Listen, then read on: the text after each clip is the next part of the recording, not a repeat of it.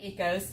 You guys, my number and my coworker's number are right here on the side of the machine. There's also always an 800 helpline. So should you have a question, please call the 800 helpline and we'll get your question answered. So EKOS is a catheter that is used for thrombolysis. You guys use it a lot for PE. PE is primarily bilateral, so you will have two catheters in place, one in the right pulmonary and one in the left pulmonary.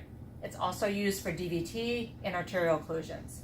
The advantage of EKOS, and the fancy name for it, is acoustic pulse thrombolysis, because it uses therapeutic ultrasound to make TPA work better.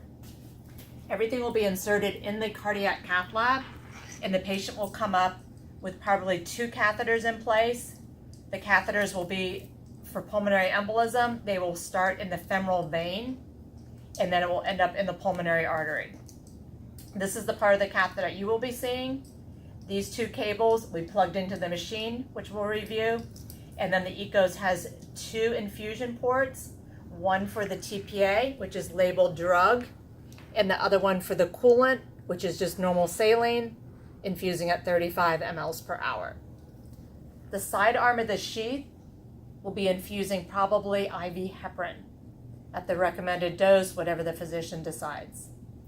While you're receiving the therapy, how you know the therapy is working is the light should be flashing.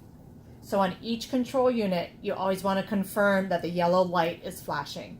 You'll also see the waves on the EKOS logo, and you're going to see the procedure time add up in minutes. If you just see this screen, the machine is receiving power, but the ultrasound is not admitting. To start it, hit the green start button, but if you're unsure, call the 800 helpline. Now, when the therapy is done, we will be removing the catheters for pulmonary embolism. The nurse will be removing those at bedside. There should be orders as to the timing of the removal of the catheter.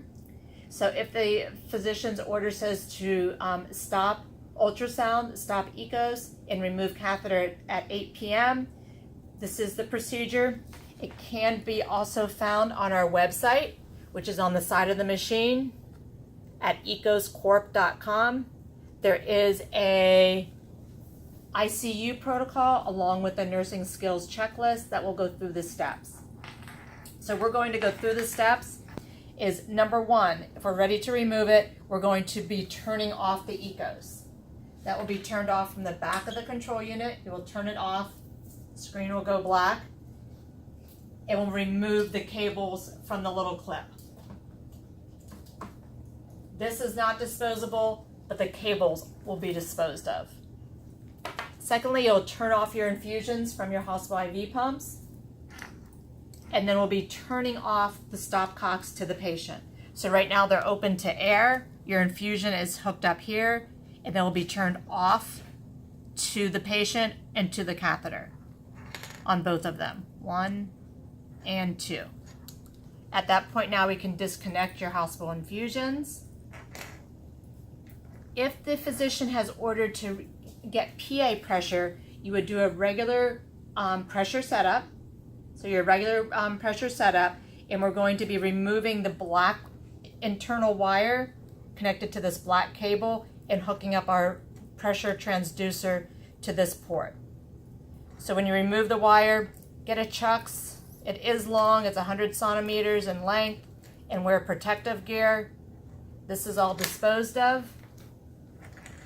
And your pressure transducer would hook up right to the EKOS catheter. Record your pressure wave.